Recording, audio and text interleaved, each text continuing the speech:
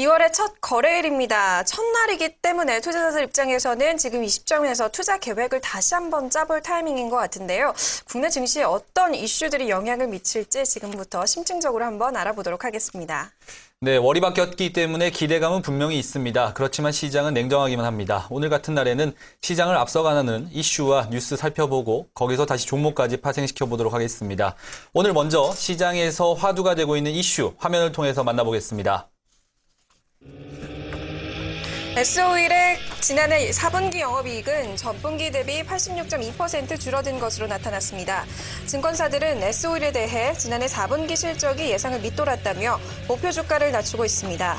시장에서는 유가 및 제품 가격 하락에 따른 재고 평가 손실 발생, 원달러 환율 하락에 따른 손실 확대에 실적이 부진했다고 분석했습니다. 올해 출범하는 새 정부가 지방자치단체의 부족한 세수를 직접 보전해주는 방안을 추진합니다. 박근혜 대통령 당선인은 어제 서울 통이동 집무실에서 전국 광역시도지사와 가진 간담회에서 세수 부담을 중앙정부가 보전해줘야 하고 도시주거복지가 실현될 수 있도록 특별히 챙기겠다고 말했습니다. 증권사 애널리스트들은 2013년 시황이 코스닥 시장에 유리하게 전개될 것으로 내다봤습니다. 최근 들어 상승세가 다소 꺾이긴 했지만 2014년에도 저성장이 예상되고 있어 중소형주와 우량 코스닥 업체들의 상대적인 선전이 기대된다는 이유에서입니다. 네, 이슈앤뉴스. 오늘은 오진투자 컨설팅 이성규 팀장과 다양한 얘기 나눠보겠습니다. 팀장님 안녕하세요. 네, 안녕하세요. 네, 반갑습니다. 네. 자, 첫 번째로 오늘 정유주 얘기를 한번 해볼게요. 어제 S-오일의 실적 발표가 있었죠. 영업이익이 86% 줄어든 것으로 나타났고 그리고 지금 방금 또 SK이노베이션이 실적을 발표했네요. 영업이익 2,021억 원, 전년 동기 대비 77% 영업이익이 감소한 것으로 나타났는데요. 이렇게 정유주 전반적인 실적 쇼크를 보이고 있는데 그 배경 어디서 찾아볼 수 있을까요? 네, 일단 첫 번째로는 작년 같은 경우에 대체적으로 이 정유주들뿐만이 아니라 화학주가 전반적으로 좋지는 않았습니다. 뭐 대표적으로 화학주라고 한다면 뭐 롯데케미칼이 있고요. 그 이에 그러니까 다운스트림 쪽도 굉장히 안 좋았는데 그나마 다운스트림 쪽은 처음부터, 그러니까 유가가 낮아지다 보니까 그런 유가 개선세에 대해서 어느 정도 수혜를 입었는데, 사실상 정유주들 같은 경우는 먼저 좀 선반영되는 그런 경향이 있어서, 일단은 그런 부분들이 실적이 좀 가시화되기 시작하고, 그러면서 계속해서 한 해 동안 별로 좋지는 않았습니다.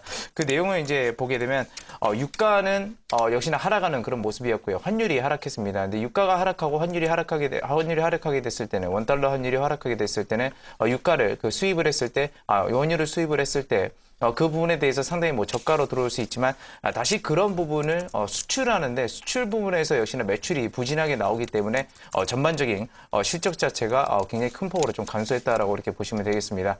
결국 정유주들 자체도 물론 유가에 대해서 영향을 받는 것은 맞지만 이 환율이라는 측면이 상당히 크게 이 실적 부분에 작용한다라는 걸 절실히 좀 보였다라고 이렇게 볼 수가 있겠고요.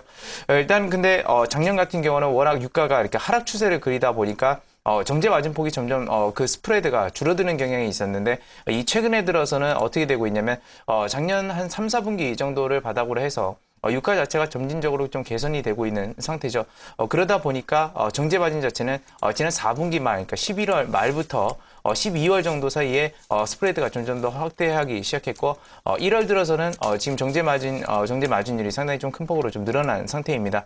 그런 점들을 물론 이 정유주들이 먼저 선반영한 것은 있다고 그렇게 말씀을 드릴 수가 있겠고요. 하지만 그 정제 마진율이 이제 높아진다라는 것이 상당히 좀 긍정적이다라고 이렇게 볼 수가 있겠습니다. 근데 또 중요한 거는 그때보다 지금 현재 보게 되면 환율 자체는 더 떨어져 있다라는 것이죠. 결국에는 뭐냐면 그 유가가 상승해서 정제 마진율이 높아진 것은 맞지만 환율의 하락이 역시나 그 수익성을 다시 한번 짓누를 가능성이 굉장히 높다라는 것입니다. 그래서 이번 1분기 자체에서 정제 마진율로 보게 되면 이 정유주들이 상당히 수혜를 입는 것은 맞지만 환율 하락 때문에 아직까지는 크게 개선될 수 있는 그런 기미는 보이지 않고 있고요.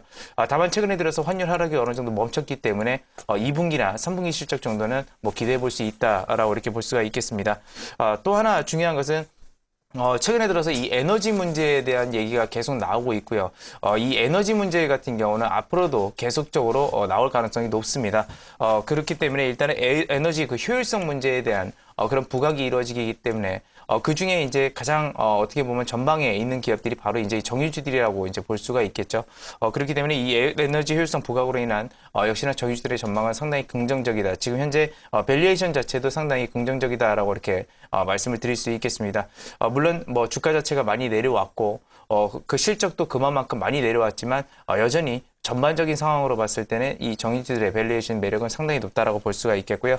탑픽주로 이제 꼽는다고 한다면 우리나라에 크게 세 개 기업의 이 정유주들이 있습니다. 뭐 대표적으로 아시겠지만 GS 칼텍스가 있고 SK 이노베이션이 있죠.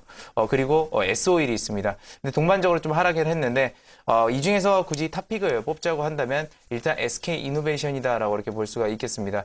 SK 이노베이션 같은 경우는 뭐 S-오일이나 GS 칼텍스랑은 다르게 같은 계열사라든지 자회사의 그 시너지 효과가 있죠.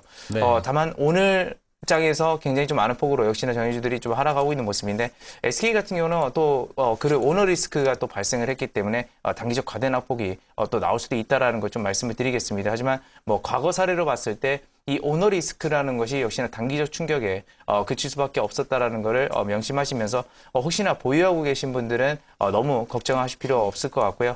매수 기회를 노리시는 분들은 단기적 급락이 추가적으로 또 나올 수 있기 때문에 분할 매수 측면에서 접근하는 것이 사실상 좋다라고 이렇게 볼 수가 있겠습니다. 최근에 나온 뉴스를 살펴보니까 호주에서 2경 3촌조 원 규모의 원유, 석유가 발견됐다는 이야기가 나왔습니다. 사실 이 정도 규모의 석유가 발견된다고 하는 얘기가 국내에서 나오면 참 좋을 텐데요. 정유주들은 작년부터 해서 계속 여러 가지 이슈들에 많이 시달리고 있는 상황입니다. 네. 방금 SK 관련된 이슈 오너 리스크 이야기를 좀 하셨는데요. 오늘 SK 관련주들 전체적으로 좀 하락하는 모습이거든요. 사실 이전에 있었던 하나라든지 다른 기업에 대한 학습 효과가 아닌가 생각을 하는데 네. 이런 위험이 좀 있는 상황인데도 불구하고 여전히 전문가들은 바닥을 확인했다라는 얘기가 나오고 있습니다. 그렇다면 네. 오늘이 사야 할 때인가에 대한 질문 좀 해야 될 것 같은데 어떻게 보십니까? 오늘 같은 경우는 일단 뭐 하루 정도는 지켜보시는 게 이제 좋다라고 네. 이렇게 판단되고 있고요. 앞서서 이제 앵커님이 잘 말씀을 해주셨습니다. 그러니까 학습 효과라는 거죠. 과거에 이런 오너 리스크가 있다고 한다면 사실상 이 정도의 하락으로는 끝나지는 않습니다. 굉장히 큰 폭으로 하락을 해야 되죠. 예를 들면 뭐 5에서 한 변동폭이 상당히 커지는 5%에서 한 10% 내지 이렇게 먼저 급락세를 보인 다음에 거기서부터 추가적인 하락이 나오든지 아니면 소폭이라도 반등이 나오는 경향이 있는데 오늘 장도 보게 되면 일단 시가 자체가 그렇게 나쁘지는 않았다라는 것입니다. 이 SK 그룹주들이요.